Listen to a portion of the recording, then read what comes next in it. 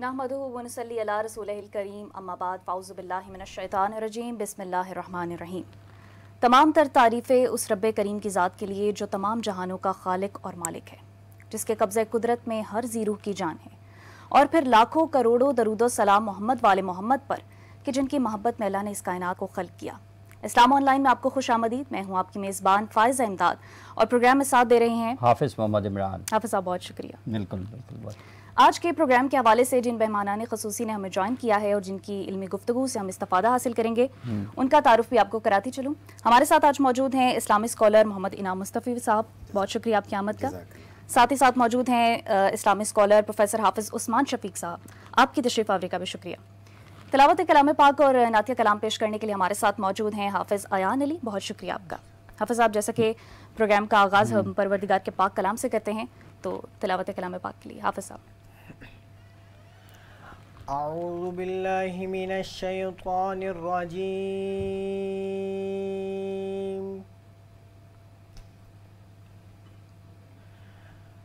بسم اللہ الرحمن الرحیم،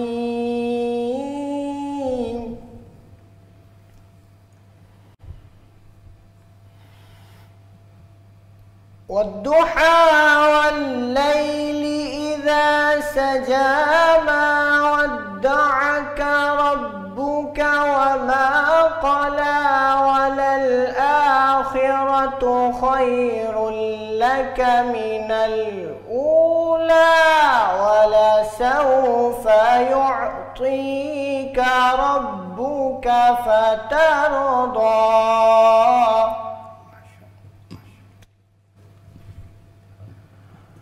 ألم يجدك يتيما فآوى ووجدك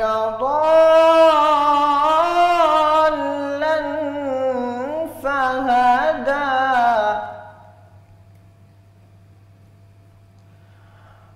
ووجدك عائلا فأغنى فأما اليتيم فلا تقهر وأما السائل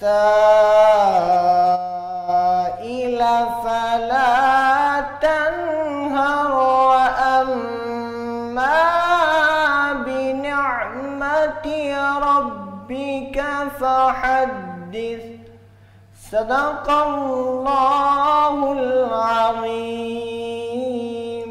جزاک اللہ، ماشاء اللہ۔ کہتے ہیں خدا کا ذکر کریں اور ذکر مصطفیٰ نہ کریں، ہمارے منہ میں ہو ایسی زبان خدا نہ کرے۔ نعت رسول مقبول صلی اللہ علیہ وسلم۔ تن من وارا جس نے دیکھا چہرہ کملی والے کا، اے مولا ایک بار دکھا دے روزہ کملی والے کا۔ ہر نعمت دیتا ہے خدا پر وار کے ان پر دیتا ہے، ہر نعمت دیتا ہے خدا پر وار کے ان پر دیتا ہے، کھاتا ہے یہ عالم سارا، کھاتا ہے یہ عالم سارا، صدقہ کملی والے کا، اے مولا ایک بار دکھا دے روزہ کملی والے کا۔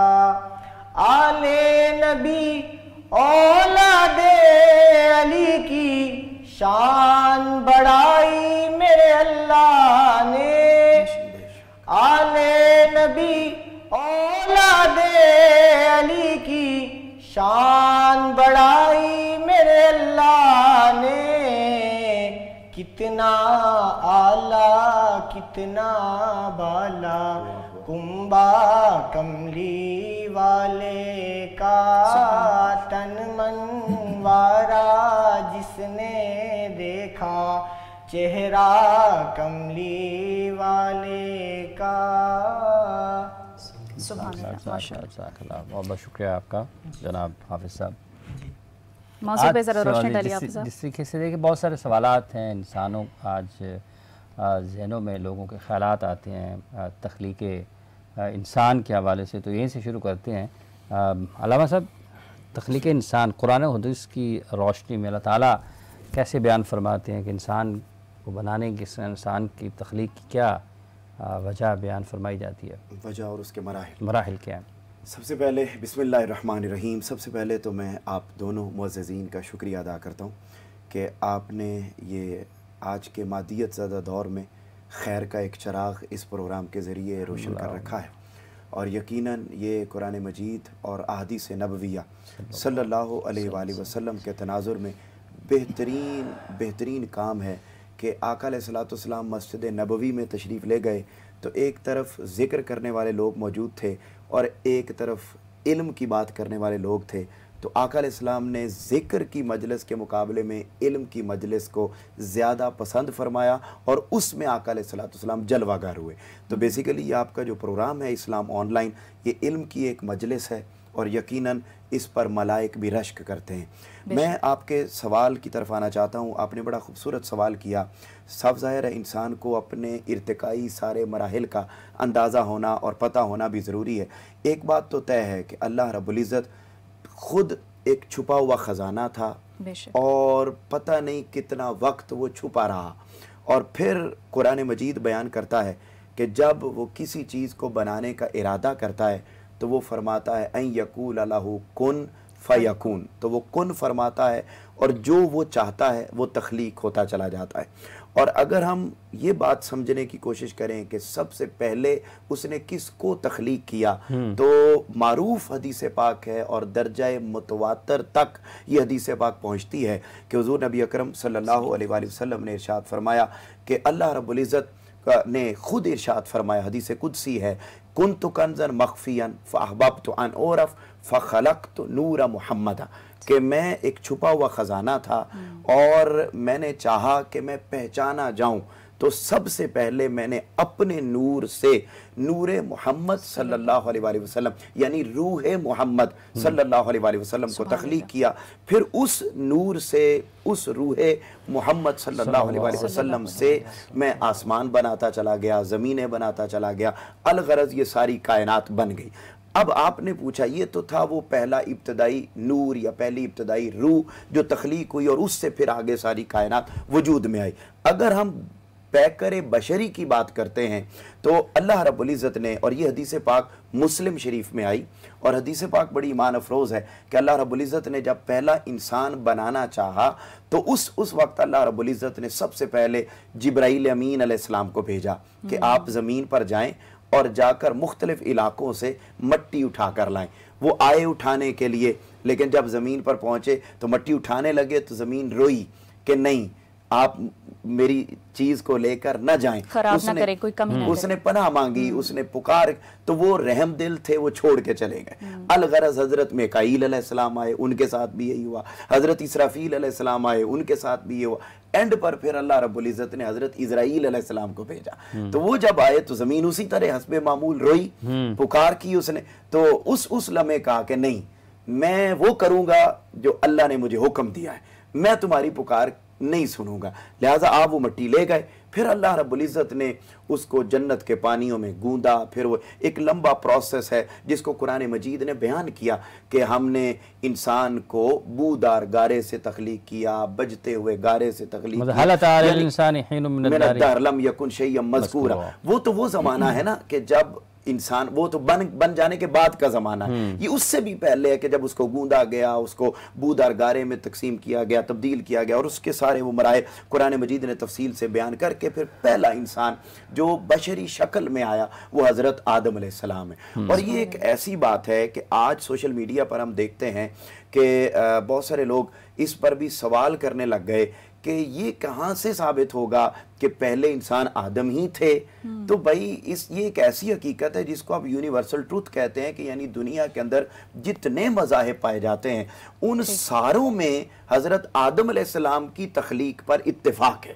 یعنی اس پر کسی قسم کا کوئی اختلاف نہیں ہے اور سارے اس بات پر متفق ہیں کہ پہلی شخصیت پہلی ذات جو تخلیق ہوئی وہ حضرت آدم علیہ السلام تھے. مجھے ایک شعر یاد آ گیا. جی جی بسم اللہ. محمد کی محبت سے اشرف رحاب پایا ہے. محمد کی محبت سے اشرف رحاب پایا ہے. اس ولا کے عوض اے مٹی تجھے تراب بنایا ہے. واہ واہ واہ واہ. یہ میں نے تب شعر لکھا تھا جب مجھے مٹی اور تراب میں فرق کا بھی نہیں معلوم تھا. تو مجھے آپ کی بات سے جو ہے وہ سمجھ آ گئی کہ کیا فرق ہے. بہت خوبصورت. اور واقعتاً اور اس تراب کے بعد والے تراب کے ساتھ ابو تراب کے ساتھ بھی بڑے گہرے تعلق. جی بالکل ایسے. تو بہت خوبصورت آپ نے. تو یہ وہ پہلا وہ تھا. اب وہ انسان تخلیق ہو گیا. اس کے بعد پھر حضرت حوا سلام اللہ علیہ ان کی تخلیق ہوتی ہے. ان کے بعد پھر دو لخت جگر آتے ہیں حابیل اور قابیل. اور حابیل اور قابیل کے آ جانے کے بعد پھر اللہ رب العزت قربانی کرنے کا حکم دیتے ہیں. تو یہاں سے آپ یوں سمجھ لیجئے کہ انسان آج بھی فرش پر رہ کر عرشی ہو سکتا ہے اگر اس کو حابیل اور قابیل کی قربانی کا فلسفہ سمجھ میں آ جائے. تو وہ جو ابتدا اسی فلسفے سے ہم آگے بھی بڑھیں گے. جناب آپ سے سوال یہ ہے کہ نائب بنایا پہلے نبی حضرت آدم علیہ السلام. تو نبوت کا سلسلہ کہاں سے شروع ہوتا ہے؟ پہلی وحی حضرت آدم علیہ السلام. بسم اللہ والصلاة والسلام علی رسول اللہ وعلی آلہ واصحابہ ومن اتبع الہدی. یہ آج بڑا ہی اہم موضوع ہے اور اس میٹیریلزم کے دور میں کہ لوگ سب اپنے مقصد حیات سے غافل ہیں.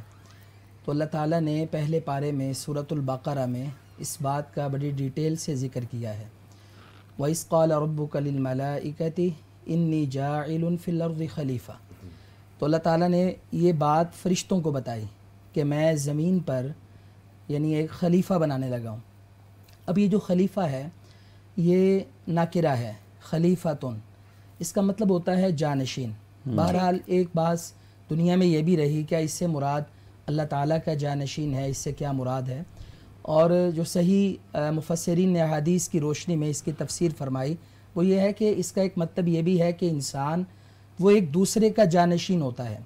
جیسے اولاد فوت ہوئی اور ماں باپ سے پھر اولاد پھر اس کی اولاد، تو یہ مال میں اور نسب میں حسب میں ایک دوسرے کے جانشین ہوتے ہیں. اور یہ سلسلہ حضرت آدم علیہ السلام سے چل رہا ہے اور یہ قیامت تک چلتا رہے گا. اب اللہ تعالیٰ نے جب فرشتوں سے یہ بات کہی تو انہوں نے اعتراض کیا کہ زمین پر فساد برپا کریں گے.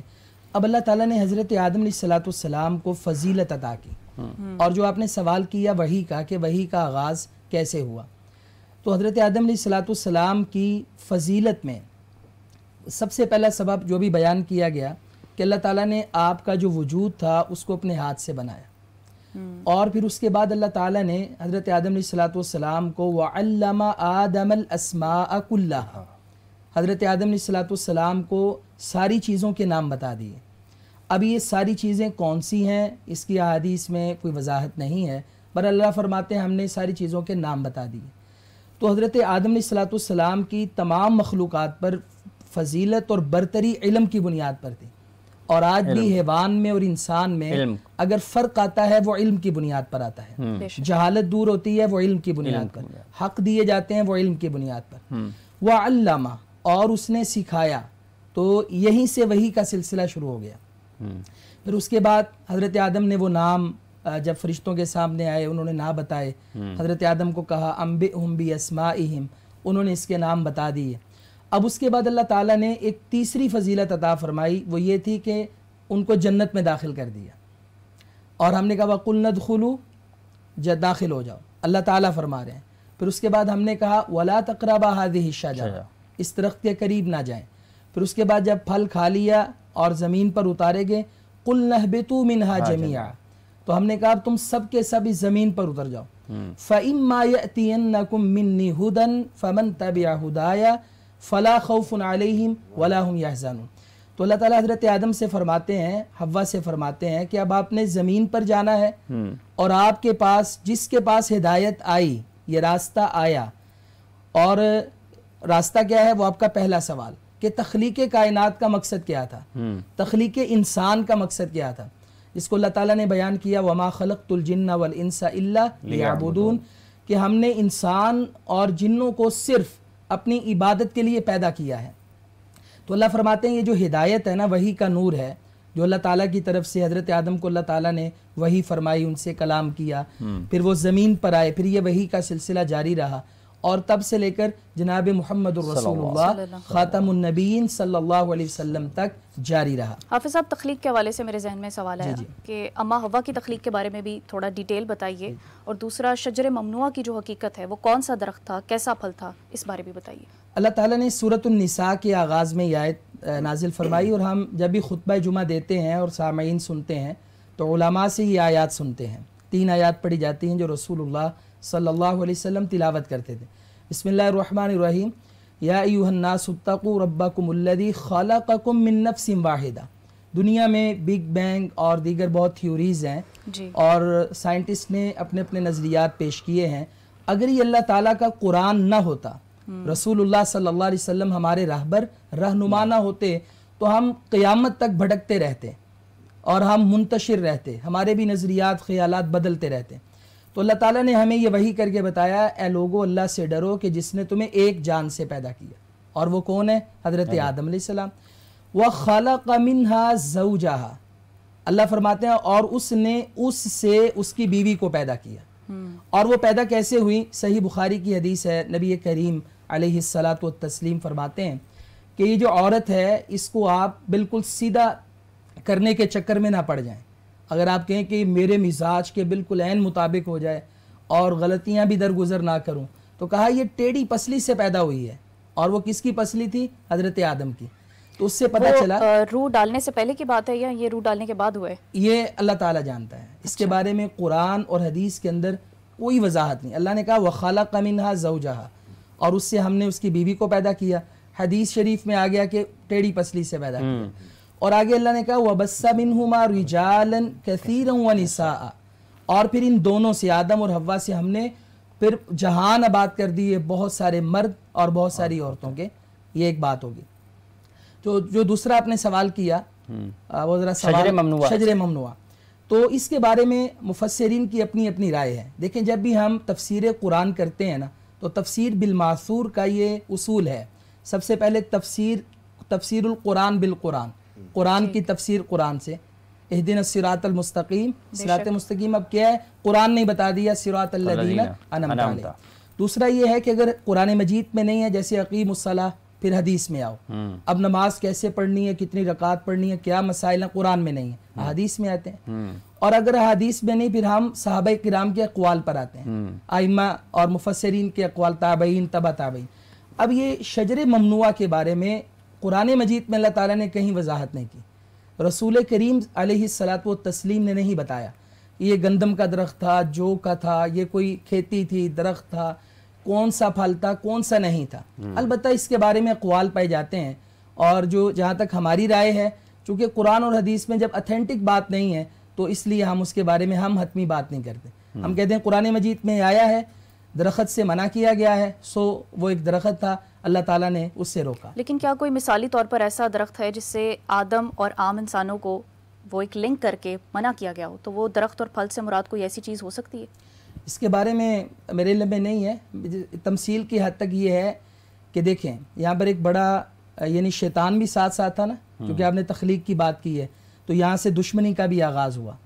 تو شیطان نے سب سے پہلے جو انسان کے دل پر اور ہمارے والد گرامی کے دل پر جو وار کیا، وسوسہ ڈالا، وہ کیا تھا؟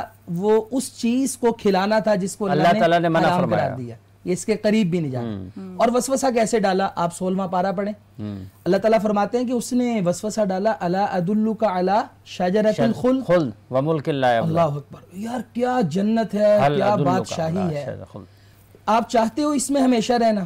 اب حضرت آدم، ہم بھی تو انہی کی اولاد ہے نا، آسائشیں دیکھ کر کون چاہتا ہے کہ یہ نعمتیں کل میرے پاس نہ ہوں؟ تو کہا جی جی کیوں نہیں چاہتے؟ اس نے کہا پھر یہ پھل کھا لو۔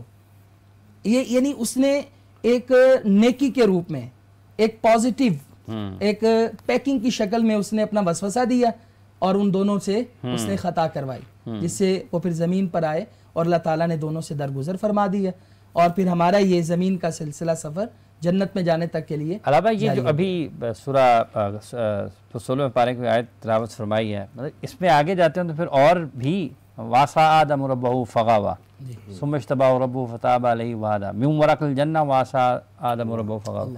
تو یہ جو ایک دو آیات آگے ساتھ ہیں، ان میں کس طرح سے پھر اللہ تعالیٰ بیان فرما رہے ہیں؟ مطلب اللہ رب العزت نے بہت اچھا سوال ہے اور بڑا ریلیونٹ سوال ہے. صاف ظاہر ہے اللہ رب العزت نے وہ ساری تفصیلات آگے بیان کر دی ہیں کہ اس جنت کے اندر یہ چیزیں بھی ہیں، یہ چیزیں بھی ہیں، یہ چیزیں بھی ہیں، یہ چیزیں بھی.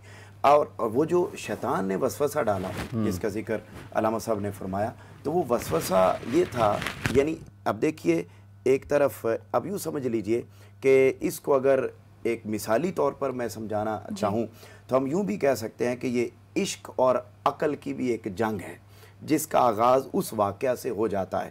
اور وہ اس اعتبار سے کہ ایک طرف عشق ہے، عشق کیا کہہ رہا تھا کہ رک جانا ہے، نہیں ماننا، اگر آپ مانیں گے تو آپ یہاں سے چلے جائیں گے. لیکن اس کے برعکس اب عقل کیا ہے؟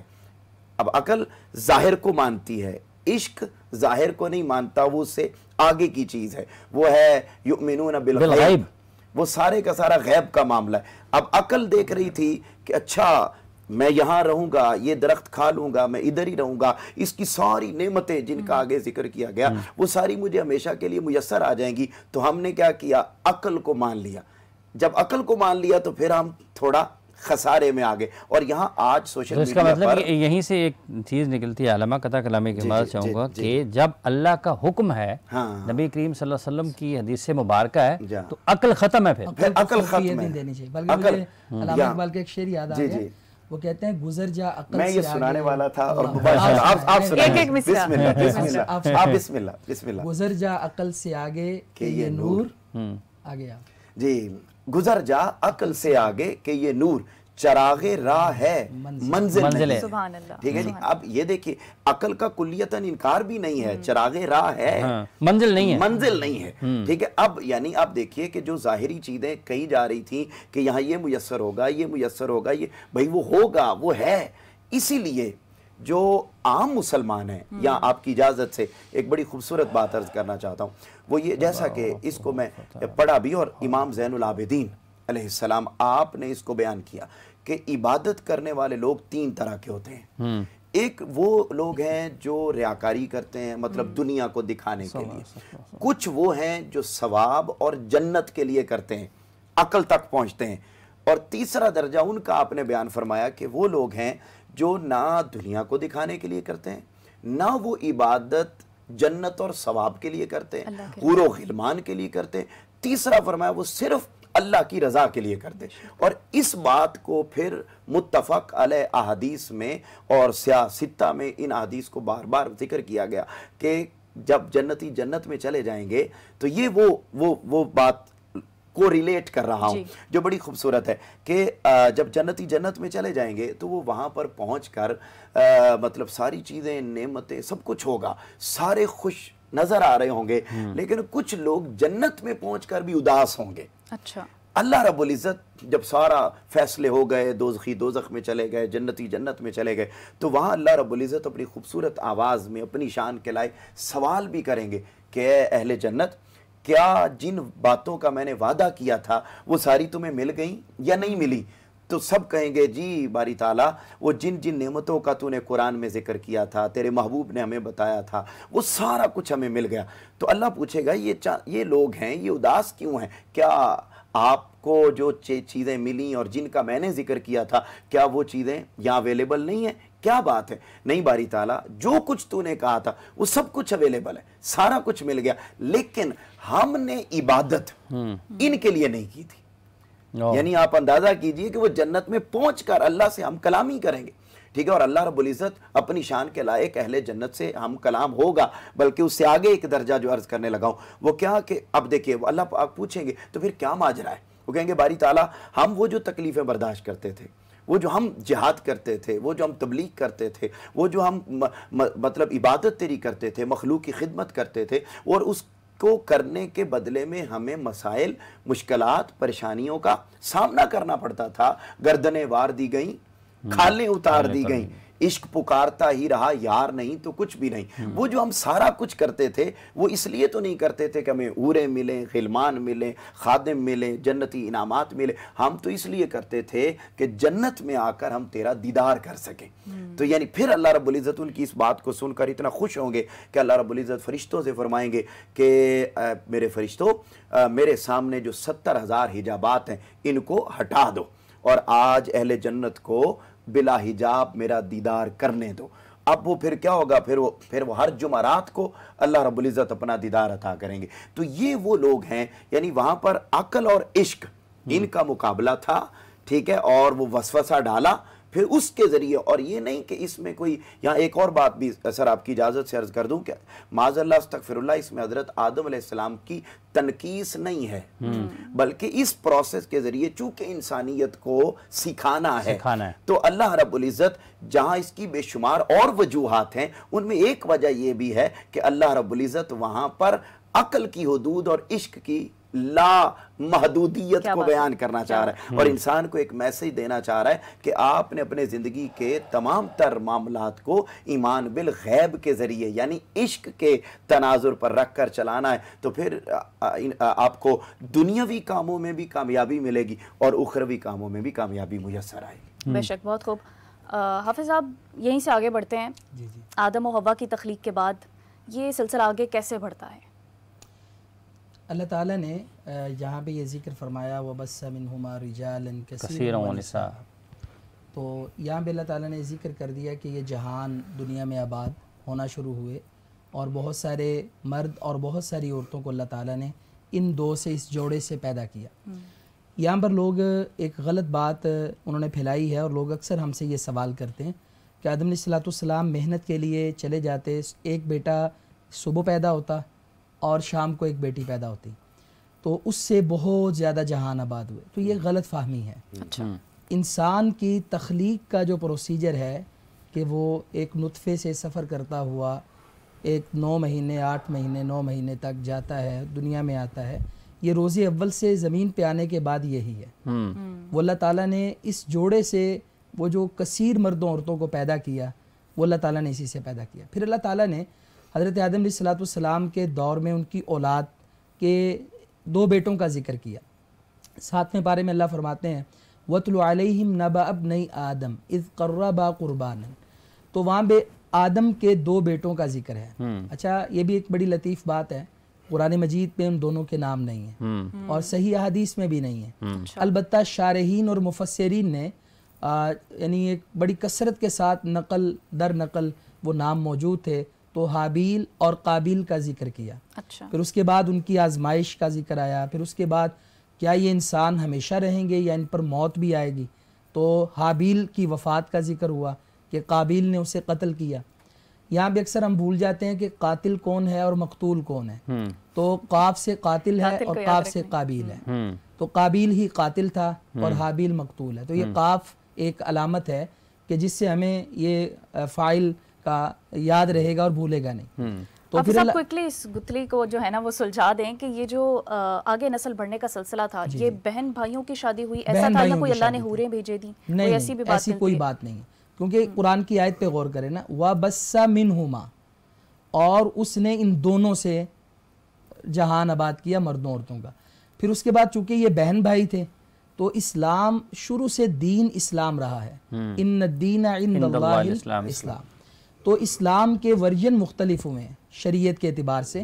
حضرت آدم کے دور میں یہ سارے بہن بھائی تھے تو ان کے آپس میں نکاح کی اجازت مل گئی, اور وہ کیسے اللہ تعالیٰ نے کس کنٹراسٹ میں اجازت دی وہ اللہ جانتا ہے, اس کی تفصیل ہمارے پاس نہیں ہے. لیکن اس کے بعد آگے جب حضرت نوح علیہ السلام کا دور آتا ہے اور آپ جب تشریف لاتے ہیں بحیثیت نبی, اور اس کے بعد ان کی شریعت کا ایک دور تھا, پھر اس کے بعد چند لوگ بچ گئے, ساری دنیا تباہ ہو گئی, پانی میں غرق ہو گئے.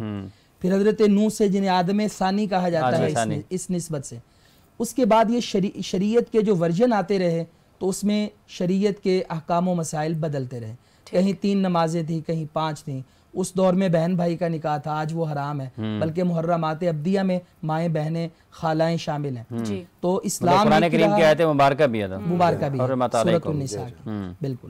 تو یہ شریعت کے احکام کے اعتبار سے ورژن اسلام کے مختلف رہے، البتہ اس کا لیٹسٹ اور کامل ورژن وہ ہمارے آقا نبی کریم صلی اللہ علیہ وسلم کا ہے۔ حضرت نوح کا ذکر ہوا، انبیاء کرام کی بعثت کا جو مقصد ہے اور پھر یہ سلسلہ شروع ہوتا ہے اور پھر 1,24,000 کم و بیش انبیاء، تو اس پر ذرا روشنی ڈالیے۔ بہت شکریہ، یہ بھی بڑا ریلیونٹ سوال ہے اور آپ ماشاءاللہ ابتدا سے لے کر اختتام تک پہنچنا چاہ رہے ہیں، اور یہ بہت زبردست پورا سفر انسانی ارتقاء کا اور نبوت کا ایک ہی ایپیسوڈ میں سب تک پہنچ جائے گا۔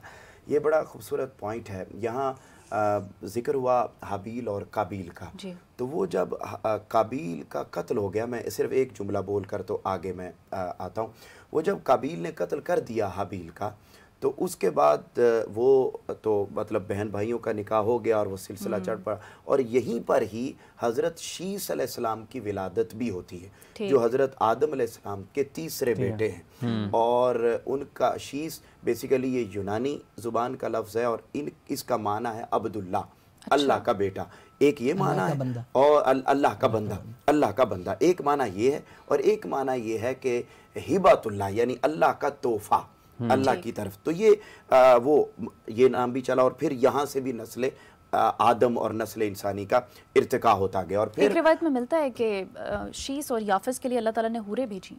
نہیں، ایسا نہیں ہے، ان کا نکاح بھی جو ہماری معلومات کے مطابق اور ہم نے پڑھا ہمیشہ وہ یہی ہے کہ ان کا نکاح بھی بہن کے ساتھ ہی ہوا، اور انہی سے پھر آگے نسل انسانی آگے چلی۔ اب میں یہاں سلسلہ آ جاتا ہے حضرت نوح علیہ السلام تک، اور یہ آدم ثانی ہیں حضرت نوح علیہ السلام، اور صاف ظاہر ہے ان کو یہ درجہ بھی ملا، اور انہوں نے یعنی 1000 سال تک تبلیغ کی ہے، اور 1000 سالہ تبلیغ میں انہوں نے مطلب آپ یوں سمجھ لیجئے کہ اس پیغام کو قبول کرنے والے 82 یا 83 افراد تھے۔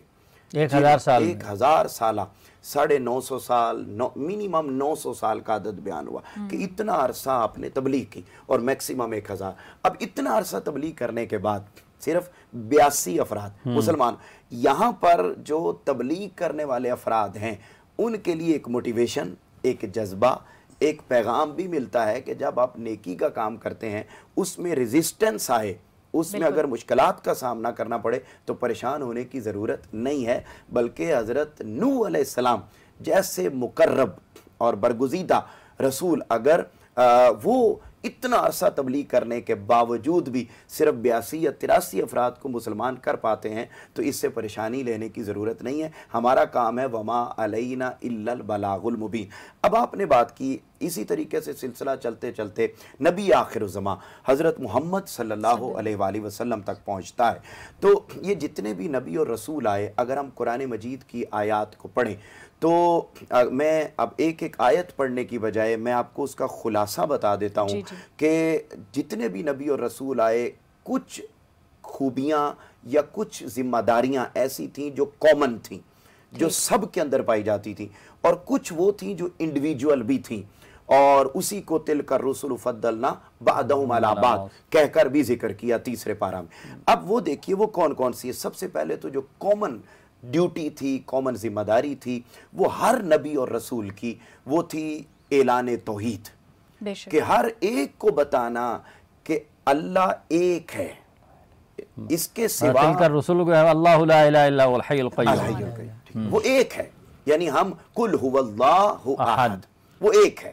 یعنی آپ یوں دیکھیے کہ کہیں پر آج کے دور میں بھی تثلیث کا عقیدہ ہے، کہیں پر آج بھی 10 خداؤں کو ماننے کا عقیدہ اب بھی موجود ہے، کہیں پر اور بہت سارے مذاہب ایسے ہیں جو ایک بھی مانتے ہیں، اسلام کے علاوہ بھی بہت سارے مذاہب ایسے ہیں۔ ایک چھوٹا سا سوال میرے ذہن میں ہے، پیچھے جانا پڑے گا ذرا۔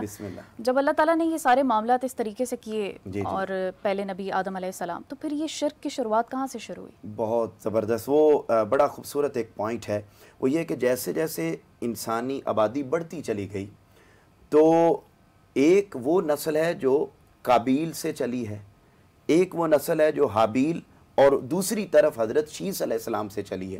اب یہ دونوں یعنی آپ یوں سمجھ لیجئے کہ آج تک اور قیامت تک یہ 2 شجرے چل رہے ہیں۔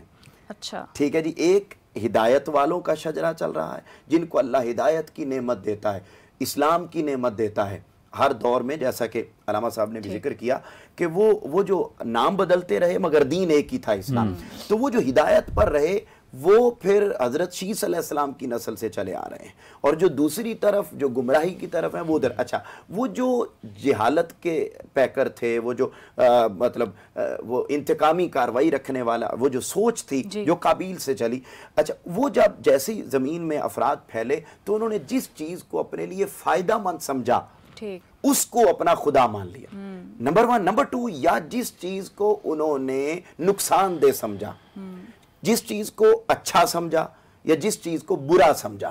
مثلا اب آندھی بھی خدا تھی ان کی، اس سے خوف اور ہیبت آتی. سانپ بھی ان کے خدا تھے، یہ آگ ان کی خدا تھی، ستارے، سورج، چاند، یہ سب ان کے خدا. تو شرک کی ابتدا یہاں سے ہوئی کہ جس چیز کو اپنی عقل اور وہ ناقص عقل تھی اس کے تحت انہوں نے جس چیز کو فائدہ مند اور نقصان دہ سمجھا اس کو اپنا معبود بنا لی. اب وہ جو نبی اور رسول آتے رہے تو وہ توحید کا پیغام دیتے تھے، کہتے خدا ایک ہے. اس کا اچھا نمبر 1. نمبر 2، وہ شرک کے خاتمے کی بات کرتے تھے اور کہتے تھے کہ ان شرک لظلم عظیم، اس سے بڑا کوئی گناہ نہیں ہے. اور قرآن مجید نے بیان کیا کہ قیامت کے دن اللہ تعالیٰ سارے گناہوں کو معاف کرنا چاہے تو کر سکتا ہے اور کرے گا سوائے شرک. یہ شرک. نمبر 2. نمبر 3، اگلی جو بات تھی وہ ہدایت، یعنی ایک رائٹ وے ہے ایک رانگ وے. اب انسان کی تخلیق کے بعد اب اس نے کامیاب زندگی بسر کرنی ہے تو اس کو رائٹ وے بتانا کہ اس ٹریک پر چلو گے تو تم ایک کامیاب زندگی بسر کر. یہ ہر نبی اور رسول نے امر بالمعروف نہی عن المنکر، ہم اس کو یوں بھی بیان کر سکتے ہیں. اب عام طور پر جب ہم امر بالمعروف و نہی عن المنکر کی بات کرتے ہیں تو اس سے مراد ہم صرف دینی معاملات کو لیتے ہیں، جبکہ انبیاء اور رسول صرف دینی امور کی بات نہیں کرتے رہے، یعنی وہ دینی اور دنیاوی دونوں زندگیوں کو کامیاب بنانے کا میتھڈ پریکٹیکلی، جیسا کہ یعنی لقد کان لکم فی رسول اللہ اسوۃ حسنہ. سر یہ آیت صرف رسول پاک صلی اللہ علیہ وسلم کے لیے نہیں اتری، یہی والی آیت حضرت ابراہیم علیہ السلام کے لیے بھی اتری. تو اس سے یہ بات پتہ چلتی ہے کہ تمام انبیاء کی زندگی اس زمانے کے لوگوں کے لیے رول ماڈل تھا. حضرت آدم علیہ السلام سے لے کر نبی کریم صلی اللہ علیہ وآلہ وسلم، ما کان محمد ابا احد من رجالکم ولکن رسول اللہ وخاتم النبیین وکان اللہ بکل شیء علیما. اللہ تعالیٰ نے قرآن میں فرمایا وما ارسلناک الا رحمۃ للعالمین. کچھ چیزیں بنیادی ہیں جو حضرت آدم علیہ السلام سے لے کر نبی کریم صلی اللہ علیہ وسلم چلتی آ رہی ہیں. بہت بہت شکریہ آپ کا علامہ صاحب، آپ تشریف لائے. بہت شکریہ آپ کا عثمان صاحب، آپ بھی تشریف لائے. موضوعات تو میرے خیال سے الگ الگ ان کے ایپیسوڈ ہونے چاہیے. یہ کافی تفصیل کے ساتھ، لیکن قرآن و حدیث کی روشنی میں جو بھی معلومات اس مختصر وقت میں ہم آپ تک پہنچا سکتے تھے آپ تک پہنچائی. جتنے بھی لوگ ہمیں دیکھ رہے ہیں آپ سب لوگوں کا بہت بہت شکریہ. پروگرام کا وقت ختم ہوا چاہتا ہے. اسی دعا کے ساتھ کہ اللہ تعالیٰ ہمیں ہدایت نصیب فرمائے، صراط مستقیم پر چلنے کی توفیق نصیب فرمائے. اللہ تعالیٰ ہمیں ان لوگوں میں شامل فرمائے جن پر اللہ نے انعام کیا ہے. علامہ صاحب سے گزارش ہے کہ دعا فرما دیں اور آپ کی دعا کے ساتھ اجازت چاہیں گے. آپ سے دوبارہ ملیں گے. اللہ حافظ. بسم اللہ الرحمن الرحیم. اللہم صلی علی سیدنا و مولانا محمد وعلی آلہ وصحبہ وبارک وسلم. اللہم انک انت السلام ومنک السلام والیک یرجع السلام. حینا ربنا بالسلام وادخلنا جنت دار السلام. باری تعالیٰ ہم نے تیری رضا کی خاطر یہ علمی مذاکرہ کیا، اس پروگرام میں آئے، بیٹھے، سنا، سنایا. باری تعالیٰ اس سارے عمل کو اپنی بارگاہ میں قبول فرما. اس سارے عمل کو باری تعالیٰ سما ٹی وی کی پوری انتظامیہ کے لیے اور بالخصوص اس اسلام آن لائن پروگرام کی تمام انتظامیہ کے لیے اور محترم حافظ صاحب کے لیے اور ہماری بہن کے لیے باری تعالیٰ اس سارے عمل کو خیر کا باعث بنا. اور باری تعالیٰ اس کے ذریعے علم کا نور پھیلتا رہے، باری تعالیٰ ہدایت کا نور پھیلتا رہے اور وطن عزیز پاکستان میں خیر ہو، امت مسلمہ میں خیر ہو. اور باری تعالیٰ تو سب کے دلوں کو جاننے والا ہے، ہر ایک کی حاجات کو پورا فرما دے. وصلی اللہ تعالیٰ علی حبیب خیر خلقی محمد وعلی آلہ وصحبہ اجمعین برحمتک یا ارحم الراحمین.